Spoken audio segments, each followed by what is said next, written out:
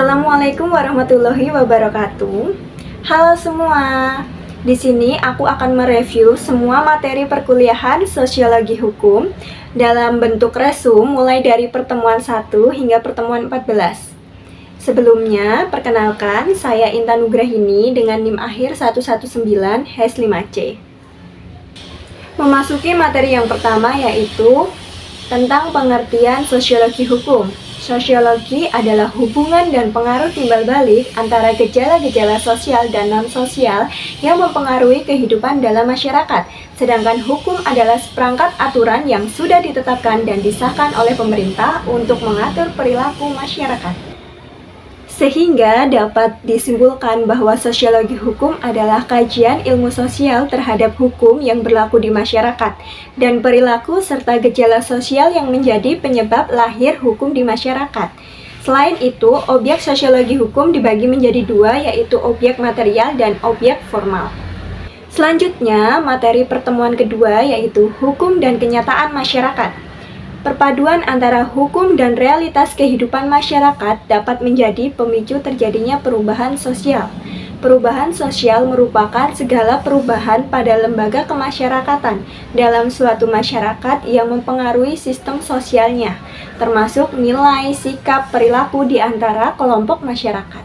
3 unsur dalam konsep perubahan sosial yaitu perubahan sistem sosial dalam arti struktur sosial yang berlaku, perubahan pola interaksi sosial, serta perubahan sistem nilai dan norma sosial. Selanjutnya adalah materi pertemuan ketiga, yaitu yuridis empiris dan yuridis normatif. Di dalam sosiologi hukum mempunyai dua pendekatan, yaitu yang pertama pendekatan yuridis empiris adalah pendekatan yang dilakukan secara langsung pada objek penelitian yang hendak diteliti untuk memperoleh data informasi melalui studi lapangan. Sedangkan yang kedua adalah pendekatan yuridis normatif. Metode penelitian yang fokus pada analisis norma-norma dan aturan-aturan terkait tindak pidana kesusilaan. Pendekatan ini dilakukan melalui studi kepustakaan atau library research. Selanjutnya, materi pertemuan keempat, mazhab pemikiran hukum positivisme.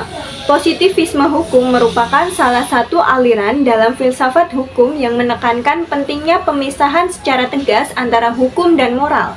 Aliran ini membedakan secara tegas antara hukum yang berlaku dasein dan hukum yang seharusnya dasolen. Ada dua jenis aliran hukum positivisme, yaitu aliran hukum positif dan aliran hukum murni. Materi pertemuan kelima, mazhab pemikiran hukum sosiologikal jurisprudensi. Sosiologikal jurisprudensi merupakan salah satu aliran dalam filsafat hukum, memandang bahwa hukum yang baik haruslah hukum yang sesuai dengan hukum yang hidup di masyarakat. Aliran ini memisahkan dengan tegas antara hukum positif dengan hukum hidup. Materi pertemuan keenam, mazhab pemikiran hukum living law dan utilitarianisme.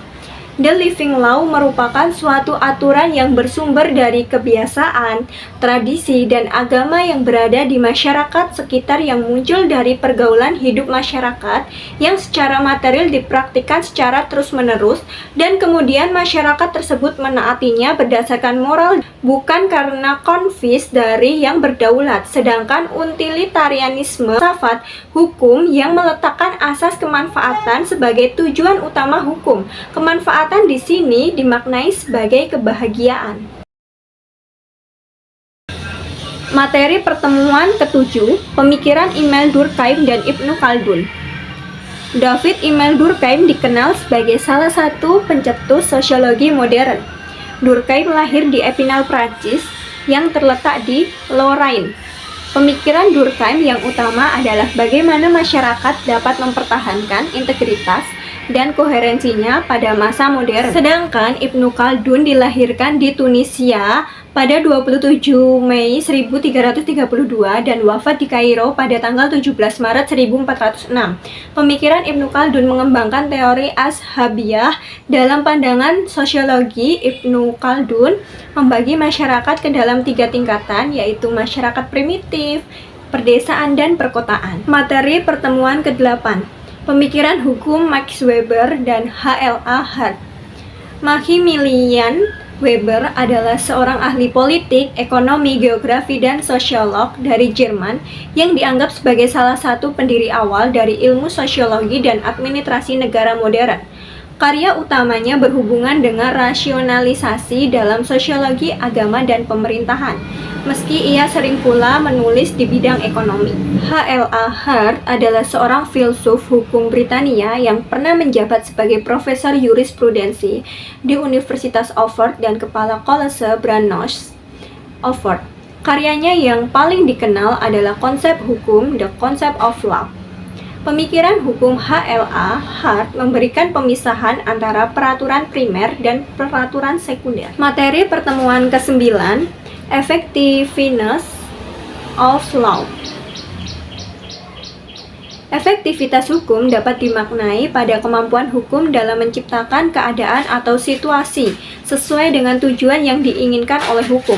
Dalam kenyataannya, hukum tidak hanya berfungsi sebagai social control, tetapi juga dapat berfungsi sebagai sarana untuk melakukan perekayasaan sosial. Materi pertemuan ke-10, Law and Social Control.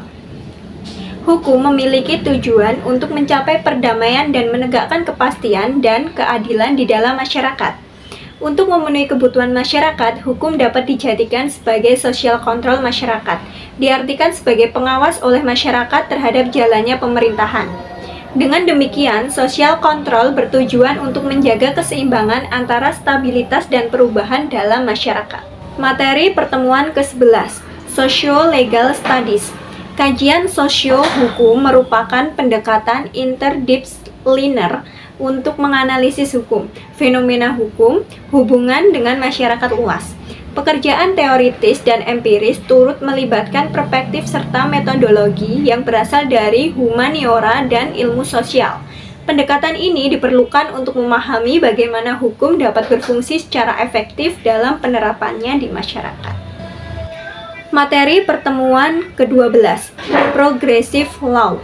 Gagasan tentang hukum progresif pertama kali dikemukakan oleh Profesor Dr. Satjipto Raharjo di era tahun 2002. Gagasan tersebut muncul karena adanya keprihatinan terhadap keterpurukan dan ketidakpuasan publik terhadap kinerja hukum dan pengadilan.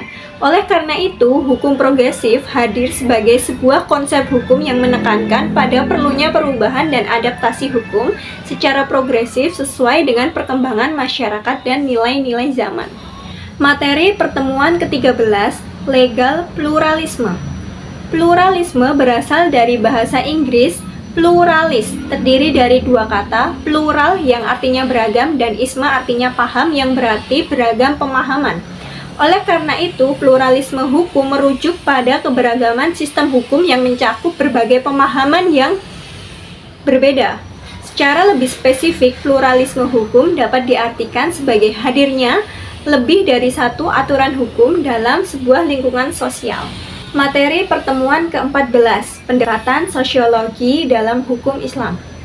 Pendekatan sosiologi hukum dalam Islam adalah metode yang menjelaskan hubungan timbal balik antara perubahan sosial dan penempatan hukum Islam. Melalui pendekatan sosiologi, studi hukum Islam berupaya memahami aturan atau norma dalam hukum Islam, khususnya bagaimana ajaran Islam dapat menyesuaikan diri atau memahami perubahan seiring dengan dinamika sosial yang terjadi.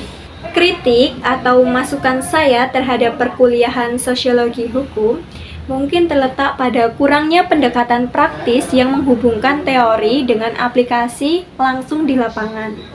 Dengan penuh rasa hormat, saya mengucapkan terima kasih yang sebesar-besarnya kepada Bapak Julijanto atas dedikasi dan bimbingan yang luar biasa selama perkuliahan sosiologi hukum.